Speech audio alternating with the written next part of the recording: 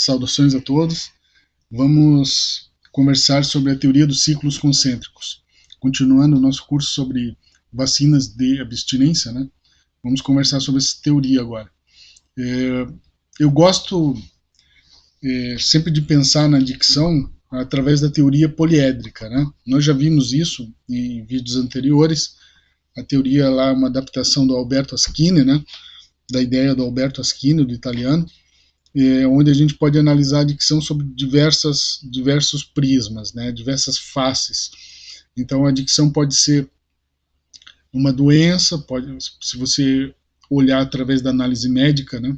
Ela pode ser um comportamento aprendido, uma compulsão ou um hábito.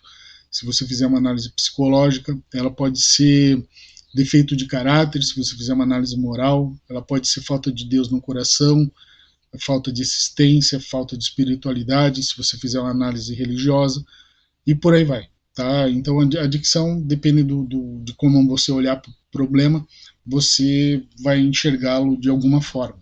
Então eu gosto de pensar assim.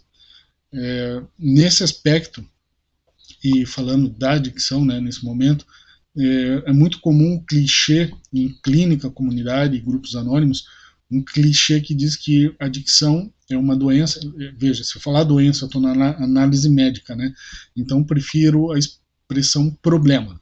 Então a adicção é um problema biopsicossócio-espiritual, tá? Então é um problema biopsicossócio-espiritual. E essa expressão biopsicossócio-espiritual, ela é muito comum em grupos anônimos, clínicas e comunidades, né? Isso é um clichê famoso já no meio do tratamento, né, da adicção. Então veja só, a teoria dos ciclos concêntricos, ela fala exatamente isso, só que agora nós vamos pensar nisso sobre o viés da abstinência e não da adicção. Então a gente não vai dizer mais que é um problema biopsicossócio-espiritual, mas que é uma solução biopsicossócio-espiritual. Nós vamos analisar isso do ponto de vista da abstinência agora, e não lá atrás da adicção. Então olha só esse desenho aqui. Aqui fica bem fácil da gente visualizar isso. Então nós temos um ciclo biológico, tá? Um psicológico, certo? Um social em volta, que já vai abranger o psicológico e o bio, né? E um espiritual que envolve isso tudo. Tá? Eu coloquei nessa forma, seguindo aquele clichê comum, né? Que é uma doença, um problema biopsicossócio-espiritual, certo? Então veja só. Nós podemos perceber que a adicção, na verdade, ela corre de fora para dentro desses ciclos. Veja só, o adicto, via de regra, é quem perde a espiritualidade, aí restringe o seu núcleo social, aí psicologicamente ele vai sofrendo aquele estreitamento de repertório, né? E aí ele fica focado só no biológico, que é o núcleo mesmo mais egocêntrico ali da adicção, né? Que é a droga no corpo ali, os efeitos que ela causa e as comorbidades biológicas, né? Então veja só que a gente vai cada vez mais para dentro desses ciclos. E na abstinência a tendência então é que a gente venha para fora desses ciclos, a gente faça o caminho inverso, certo? Então a gente vai passar do biológico para o psicológico, do psicológico para um social e do social para o espiritual. Não necessariamente nessa ordem, mas eu quero apenas mostrar essa teoria. Então, assim como a adicção empurra a gente para dentro, essa teoria dos ciclos concêntricos na abstinência vai empurrar a gente para fora, certo?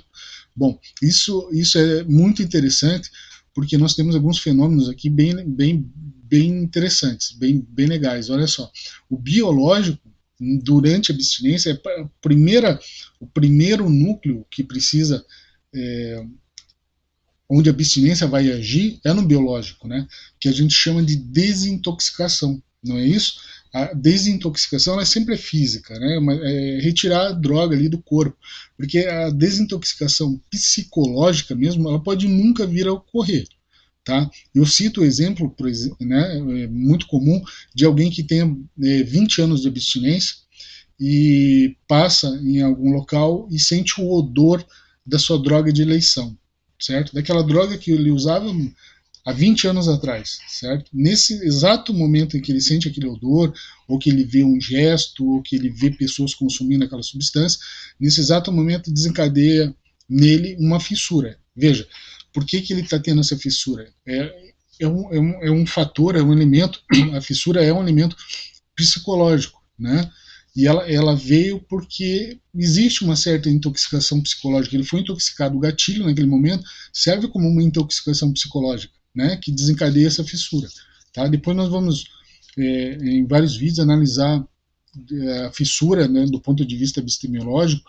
Então, existem gatilhos, fissuras, e a gente precisa analisar tudo isso, a fissura assintomática, a fissura sintomática, né? Mas aqui o que importa é entender que a desintoxicação ela é física, e a desintoxicação psicológica ela pode demorar muito tempo para ocorrer ou nunca vir a ocorrer. E um exemplo desses é a fissura. Tá? O terceiro ciclo, nós temos aqui o social.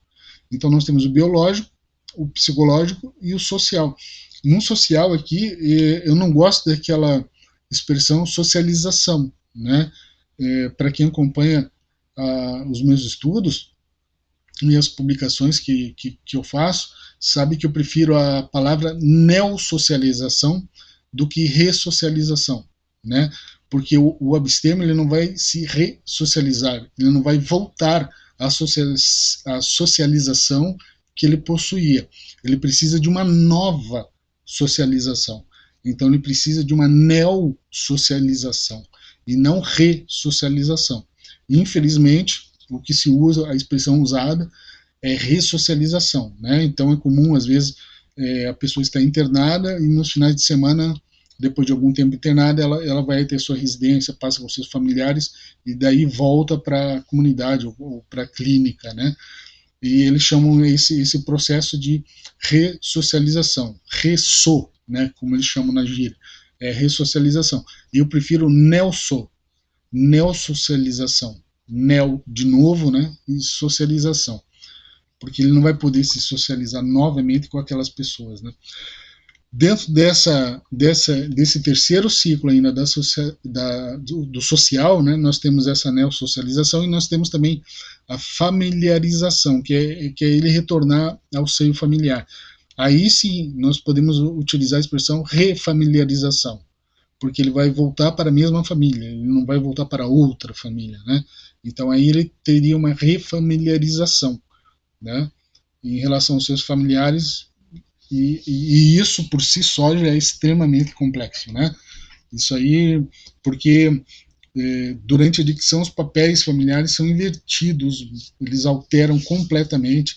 Então a mãe, a filha vira mãe, o filho vira pai, né, a esposa vira mãe do marido, então vira uma bagunça isso aí, né?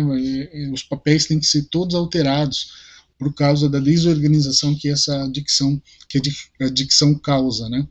Então a gente precisa na refamiliarização muita atenção, porque dá muito conflito familiar, porque quando o marido resolve assumir novamente a posição de marido, vai bagunçar tudo aquilo que a esposa já tinha feito, tudo que os filhos estavam fazendo, eles vão ter que se readequar a esses papéis, e isso por si só já é muito, muito conflituoso, né? E nós temos o último círculo aqui, o último ciclo, que é o espiritual, tá? Que para a epistemologia, espiritualidade não é religião, né? Existe essa distinção, e o importante aqui é a assistência, o exemplo, né, que é o 12º passo dos grupos anônimos. Ou no caso do mega abstêmio, né, que é a pessoa que está em abstinência mais tempo do que ela esteve em drogadição, né, então aí é um passo até cosmoético, né, então quer dizer que ela já superou aqui em vida, né, todo o período que ela usou drogas ou álcool, então ela por si só, ela já está fazendo um caminho espiritual que a gente chama de cosmoético, né, que é o 13º passo, certo? Bom, isso tudo está aqui esse material é bem curtinho, tá? É só uma página mesmo, mas isso tudo está disponível no site e em outros estudos. Então, abraço a todos.